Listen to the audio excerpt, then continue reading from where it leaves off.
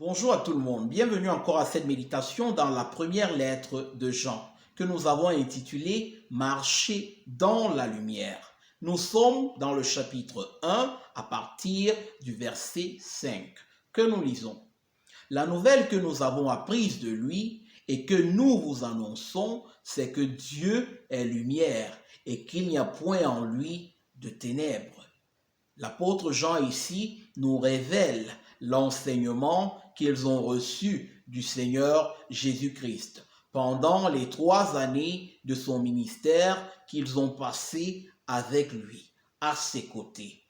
Le Seigneur Jésus-Christ, d'ailleurs, dans l'évangile de Jean que nous avons étudié récemment, révélait le motif pour lequel il était venu sur la terre. Il était venu pour révéler le Père, pour révéler l'identité du Père aux hommes, pour révéler les voies du Père, pour révéler la volonté du Père pour les hommes, afin que ceux-ci puissent s'y soumettre pour la gloire du Père, et pour leur bien. Et donc ici, l'enseignement que Jean a reçu du Seigneur Jésus-Christ avec les autres disciples, c'est que Dieu est lumière. Et que signifie Dieu est lumière? Dieu est lumière signifie tout simplement que Dieu est juste, Dieu est saint, Dieu est vérité, Dieu est clarté. Dieu prend plaisir à révéler sa personne. Dieu n'est pas ambigu. Dieu ne marche pas dans le péché. Il ne s'associe pas au péché ni à l'iniquité. Dieu n'est pas un être immoral. Voilà pourquoi il est dit justement qu'il n'y a point en lui de ténèbres. Il n'y a point en lui d'injustice. Il n'y a point en lui justement d'iniquité. Au verset 6, il nous est dit, « Si nous disons que nous sommes en communion avec lui et que nous marchions dans les ténèbres, nous mentons et nous ne pratiquons pas la vérité.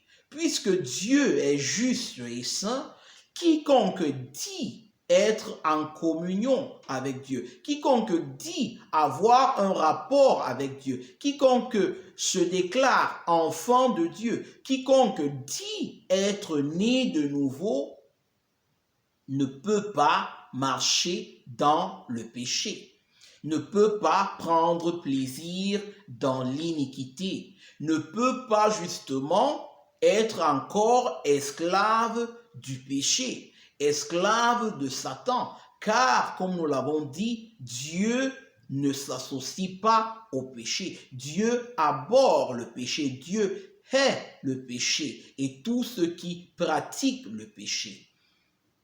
Quiconque dit donc d'avoir la communion avec Dieu, quiconque dit avoir un rapport avec Dieu, quiconque dit être un enfant de Dieu, doit marcher également dans la lumière comme Dieu lui-même est dans la lumière. C'est d'ailleurs ce que dit le verset 7. « Mais si nous marchons dans la lumière, comme il est lui-même dans la lumière, nous sommes mutuellement en communion. » Si nous marchons dans la justice de Dieu, si nous marchons dans la sainteté de Dieu, si nous marchons dans l'obéissance à sa parole, par là, nous savons justement que nous sommes effectivement enfants de Dieu. Et par quel moyen justement nous devenons enfants de Dieu? Par quel moyen justement cette communion avec Dieu est possible? La fin du verset 7 nous dit « Et le sang de Jésus nous purifie de tout péché. Et le sang de Jésus-Christ, son Fils, nous purifie de tout péché. » Jésus-Christ est la clé d'accès à la communion avec Dieu, car il est venu offrir sa vie en sacrifice afin que tous les hommes, tous les pécheurs qui croient en son nom reçoivent le pardon de leurs péchés et la réconciliation avec Dieu pour entrer dans cette communion d'amour, de justice et de sainteté avec Dieu. Et le sang de Jésus-Christ, son Fils, nous purifie de tout péché. Et ici, il ne s'agit pas seulement des péchés passés que nous avons commis, mais les péchés que nous commettons encore. Car la lumière de Dieu habitant en nous, justement, nous convainc de péché et nous conduit à la repentance, afin que nous puissions continuer, justement, à marcher dans la lumière.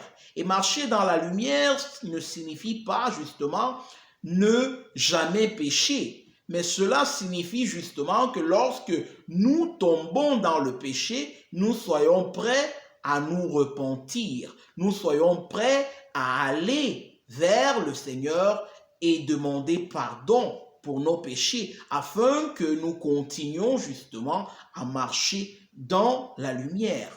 Et le sang de Jésus-Christ, son Fils, nous purifie de tout péché. Au verset 8, il est dit, si nous disons que nous n'avons pas de péché, nous nous séduisons nous-mêmes et la vérité n'est point en nous. Si nous disons que nous ne sommes pas pécheurs, si nous disons que nous sommes parfaits, que nous n'avons pas besoin justement d'un sauveur, si nous disons que nous n'avons pas besoin d'être purifiés par Dieu, nous mentons à nous-mêmes. Nous n'avons pas encore compris en quoi consistait la mission que notre Seigneur Jésus-Christ est venu accomplir sur la terre, car il est venu mourir pour les pécheurs. Et étant donné justement que tous ont péché, et comme dit l'apôtre Paul dans Romains, sont privés de la gloire de Dieu, sont privés de la communion favorable avec Dieu, sont privés justement de ce rapport d'amour, de justice avec Dieu, Paul ajoute, mais ils sont gratuitement justifiés par le sang de Jésus. Et donc, dire de n'avoir pas péché équivaut à ne pas comprendre notre condition de pécheur et notre besoin de salut. Au verset 9, il est dit, « Si nous confessons nos péchés, il est fidèle et juste pour nous les pardonner et pour nous purifier de toute iniquité. » Dieu prend plaisir à purifier les pécheurs en vertu du sang que son Fils unique a versé sur la croix. Dieu désire sauver les pécheurs. Dieu désire libérer les pécheurs de l'esclavage de leurs péchés, de l'esclavage de Satan, afin qu'ils puissent marcher dans la liberté, afin qu'ils puissent pratiquer sa justice, afin qu'ils puissent marcher de manière agréable à Dieu, dans la joie et dans la paix, pour la gloire de Dieu et pour leur bien. Dieu est fidèle et juste de nous les pardonner, pour nous les pardonner. Dieu désire sauver les pécheurs qui viennent à lui, confessent leurs péchés et abandonnent leur voie pécheresse, renoncent à leurs péchés. La repentance est un prérequis pour le pardon des péchés. Sans repentance, il n'y a point de pardon des péchés. Et Dieu prend plaisir à pardonner les pécheurs qui se tournent vers lui, qui sont disposés à renoncer à leur voie pécheresse pour marcher dès à présent dans sa justice. Et à ces enfants-là, il donne l'assurance. Il donne l'assurance de son pardon, de son soutien, de sa protection, afin que ceux-ci, justement, puissent comprendre qu'ils sont gardés par l'amour et la grâce de Dieu. Il est fidèle et juste pour nous les pardonner et pour nous purifier de toute iniquité. Le sacrifice de Jésus-Christ est suffisant pour le pardon de nos péchés.